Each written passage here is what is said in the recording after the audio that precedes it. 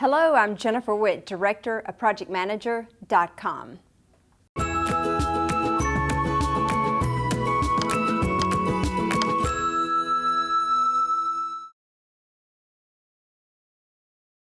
Well, welcome to our whiteboard session today on how to know if your project has a clean bill of health.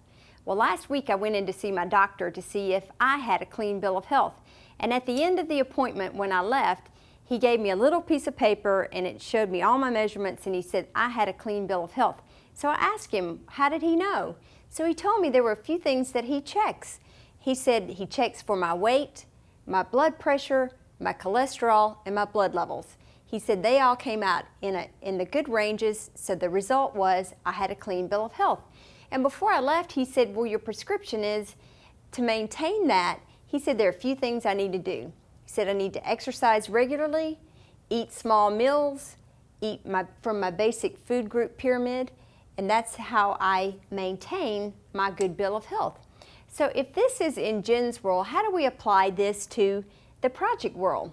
So when your stakeholders come and ask you if you have a clean bill of health, how will you know? How will you measure? So we measure by considering these things as your KPIs. So maybe these were my KPIs on my bill of health, so these can be our KPIs for the project bill of health. For instance, we measure time, we measure cost, we measure scope, and the quality. And because we measure those all the time, there's a certain range, there's a variance we look for to see if we're still in good health. Are we where we should be in the project? And these variables or these ranges come from the agreement from the stakeholders. We have that in our project plan. So as we measure and track all along the way, we can know if we still have a clean bill of health. And then for the prescription of how to maintain that, how to correct it if it's out of balance, are these things. We always manage change, we manage our issues, we manage our risk, and the stakeholder expectations. So those are some of the lessons that I could apply from my doctor visit last week to my project world.